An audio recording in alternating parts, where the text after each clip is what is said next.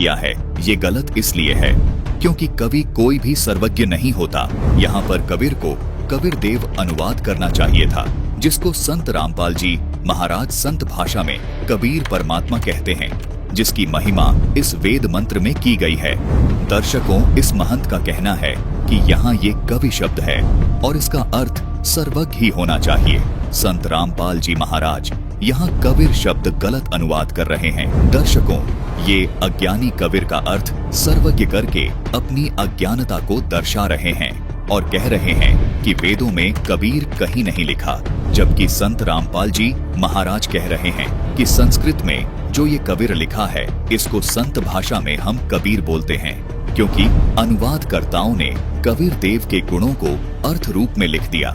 क्योंकि कबीर परमात्मा सर्वज्ञ हैं, यानी सारी सृष्टि के रचनाकार हैं, लेकिन अनुवादकर्ता को इस कबीर का अर्थ कबीर देव करना चाहिए था, जिसको संत रामपाल जी महाराज संत भाषा में कबीर परमात्मा कहते हैं। लेकिन इन अज्ञानियों का कहना है कि ये कबीर नहीं है, यहाँ तो सर्वज्ञ लिखा है।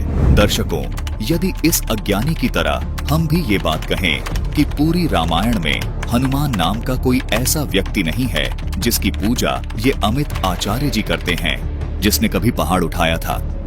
क्योंकि यदि हनुमान नाम की संधि विच्छेद करके लिखें कि हनु जमा मान, यानी हनु का अर्थ होता है ठोड़ी तथा मान का अर्थ होता है वाला, तो हनुमान का अर्थ बना ठोड़ी वाला। इसका मतलब तो रामायण में किसी ठोड़ी वाले की महिमा है, हनुमान की महिमा नहीं है। इसी प्रकार जैसे शक्तिमान शब्द है, अगर इस शक्तिमान शब्द का संधि विच्छेद करे शक्ति जमा में मान, इसका अर्थ हुआ शक्ति यानी ताकत तथा मान यानी वाला। इस प्रकार शक्तिमान शब्द का अर्थ हुआ ताकत वाला यानी ताकतवर, अर्थात शक्तिशाली यानी शक्तियुक्त। इसी प्रकार हनुमान का अर्थ हुआ ठोड़ीमान यानी ठोड़ी युक्त। दर्शकों, यदि इस हनुमान शब्द का अर्थ कोई रामायण या अन्य ग्रंथ में इस प्रकार अनुवाद करे तो समझ लो उस अनुवादक ने तो हनुमान जी का अस्तित्व ही खत्म कर दिया। एक और उदाहरण से समझते हैं। हनुमान जी का एक नाम बजरंगी भी है। बजरंगी शब्द का संधि विच्छेद हुआ वज्र जमा में अंगी। आप जानते हैं कि वज्र का अर्थ है पत्थर अथवा बजरी, जिसे अंग्रेजी में कंक्रीट कहते हैं, तथा अंग का अर्थ है शरीर तथा शरीर के भाग। तो यहाँ बजरंगी का अर्थ हुआ बजरी जैसे मजबूत शरीर वाला। इसी प्रकार हनुमान जी के जितने भी नाम हैं, जैसे पवन सुत अर्थात वायु का पुत्र, वायु मतलब हवा तथा पुत्र का मतलब बेटा, अर्थ हुआ हवा का बेटा। दर्शकों, आप सोचिए, कोई हवा का बेटा कैसे हो सकता है? इसका मतलब क्या कोई ऐसा देवता नहीं है जिसकी ये महंत अमित आचार्य जी पूजा करता है? अमित आचार्य जी के पास इसका क्या जवाब होगा? दर्शकों, इसका जवाब वही होगा जो संत रामपाल जी महाराज ने कबीर देव के संदर्भ में दिया है। दर्शकों, हनुमान जी के नाम का अर्थ करना व्यर्थ है। यदि चौपाई में हनुमान जी लिखा है तो हनुमान ही लिखना पड़ेगा, उसका अर्थ करना ही मूर्खता है। जहाँ बजरंगी शब्द लिखा है तो उसका अर्थ करना भी मूर्खता होगी, बल्कि उस बजरंगी शब्द को समझाने के लिए हनुमान ही लिखना पड़ेगा। जहाँ पवन सूत लिखा है उसका अर्थ न करके हनुमान लिखना समझदारी होगी, क्योंकि बजरंगी शब्द पवन सूत शब्द हनुमान जी का ही बोध करवाते हैं, जिस हनुमान जी ने द्रोणागिरि उठाया था। इसी प्रकार कवि शब्द, कबीर शब्द तथा कबीर देव शब्द ये उसी कबीर परमेश्वर का बोध करवाते हैं जो सर्व सृष्टि का रचनाकार है। इसीलिए कबीर का अर्थ सर्वज्ञ या अन्य करना बिल्कुल व्यर्थ है।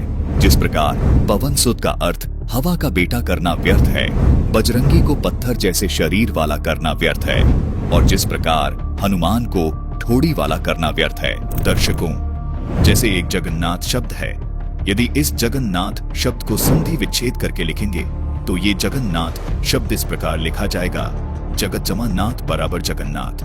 दर्शकों, अब यहाँ विचारणीय विषय ये है कि इस जगत शब्द को जगन लिखने से भी जगत का बोध होता है।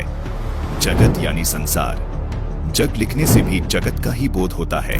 जैसे कबीर परमात्मा ने अपनी वाणी में कहा है कि जग सारा रोग्या रे। इस वाणी में जग शब्द जगत यानी संसार का ही बोध करवा रहा है। मतलब जगन और जग दोनों ही शब्द जगत यानी संसार का बोध करवा रहे हैं।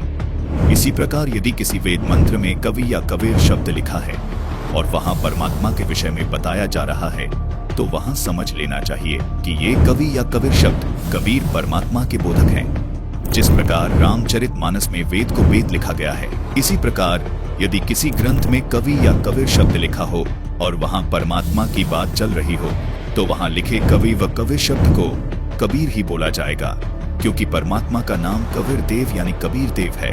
क्योंकि संत भाषा में वह अक्षर को ब ही बोला जाता है, इसलिए वेदों में वर्णित कवि तथा कबीर शब्द काशी वाले जुलाहे परमात्मा कबीर के ही बोधक है। दर्शकों, आपको एक और अन्य उदाहरण से समझाते हैं।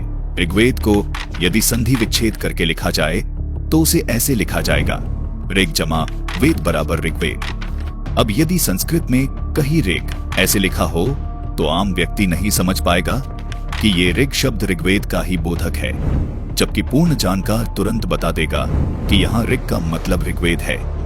इसी प्रकार यदि किसी शब्द को संधि विच्छेद करके लिखे तो उससे उस शब्द का भाव नहीं बदलता। इसलिए इन वेद मंत्रों में कबीर को ऐसे कवि लिखने से इसका भाव नहीं बदल सकता। संत रामपाल जी महाराज का कहना है कि